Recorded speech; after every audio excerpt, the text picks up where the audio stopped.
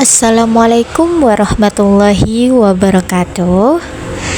Halo teman-teman, di sini kami dari kelompok 6 akan mempraktekkan laporan kegiatan praktikum IPA tentang lensa cermin cembung dan cekung.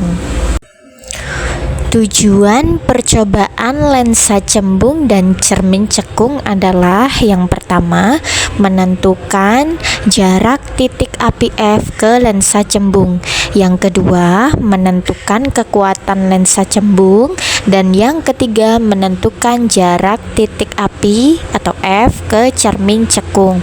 Untuk alat dan bahan, yang pertama ada meja optik lengkap, yang kedua ada lensa cembung, yang ketiga ada cermin cekung, yang keempat layar, dan yang kelima sumber cahaya atau lilin. Untuk prosedur percobaan, yang pertama percobaan lensa cembung. Susun lensa pada dudukannya dan letakkan di antara layar dan sumber cahaya. Nyalakanlah sumber cahaya, kemudian aturlah posisi benda dan lensa agar pada layar terbentuk bayangan yang paling tajam. Ukurlah jarak benda atau S dan jarak bayangan atau S tanda petik. Ulangi percobaan beberapa kali dengan kedudukan benda yang berbeda. Yang kedua, percobaan cermin cekung. Susunlah alat seperti gambar 7.8. Nyalakan sumber cahaya dan aturlah kedudukan benda dan layar agar pada layar terbentuk bayangan paling tajam. Ukurlah jarak benda S dan jarak bayangan S tanda petik. Ulangi percobaan beberapa kali dengan kedudukan benda yang berbeda. Setelah melakukan percobaan, diperoleh data sebagai berikut. Yang pertama, jarak fokus lensa cembung.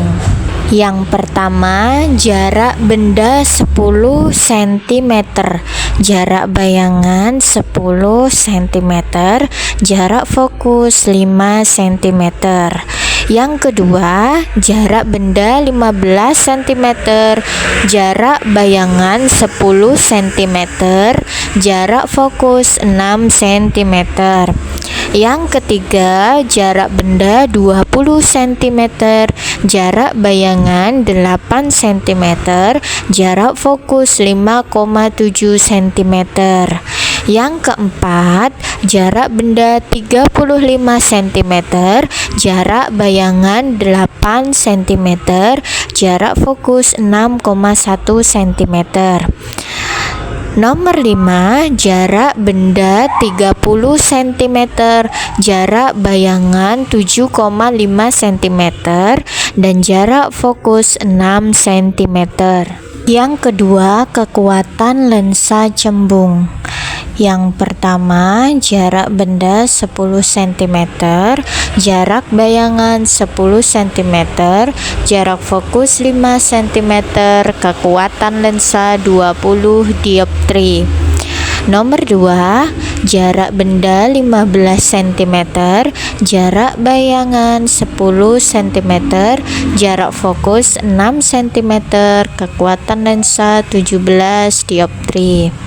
Nomor 3, jarak benda 20 cm, jarak bayangan 8 cm, jarak fokus 5,7 cm, kekuatan lensa 18 dioptri. Nomor 4, jarak benda 35 cm, jarak bayangan 8 cm, jarak fokus 6,1 cm, kekuatan lensa 16 dioptri. Nomor 5, jarak benda 30 cm, jarak bayangan 7,5 cm, jarak fokus 6 cm, kekuatan lensa 17 dioptri. Yang ketiga, jarak fokus cermin cekung. Nomor 1, jarak benda 5 cm, jarak bayangan 8 cm, jarak fokus 0,25 cm. Nomor 2, jarak benda 8 cm, jarak bayangan 5 cm, jarak fokus 0,25 cm. Nomor 3, jarak benda 10 cm, jarak bayangan 4 cm, jarak fokus 0,35 cm. Nomor 4, jarak benda 20 cm, jarak bayangan 2 cm, jarak fokus 0,55 cm. Kesimpulannya, yang pertama, lensa cembung. Pada lensa cembung, sinar bisa datang dari dua arah sehingga lensa cembung memiliki dua titik fokus. Lensa cembung bagian depan adalah tempat datangnya sinar dan lensa cembung bagian belakang adalah tempat sinar dibiaskan. Lensa cembung bersifat konvergen atau mengumpulkan karena sinar yang datang melewati lensa cembung selalu dibiaskan menuju ke satu titik atau pengumpulan cahaya. Maka lensa cembung disebut dengan lensa konvergen atau mengumpulkan. Jarak fokus lensa cembung selalu positif karena tempat berpotongan atau tujuan sinar bias selalu terletak di bagian belakang lensa cembung, sehingga fokus lensa cembung adalah fokus sejati. Lensa cembung yang tebal akan menghasilkan bias cahaya lebih besar daripada lensa cembung yang tipis. Selain itu, lensa cembung yang tebal juga akan menghasilkan panjang fokus lensa yang lebih pendek daripada lensa cembung yang tipis.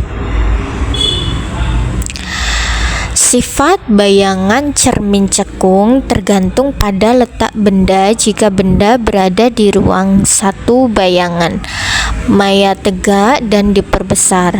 Benda di ruang 2, maka bayangannya nyata, terbalik dan diperbesar. Kalau benda berada di ruang 3, maka bayangan nyata, terbalik dan diperkecil.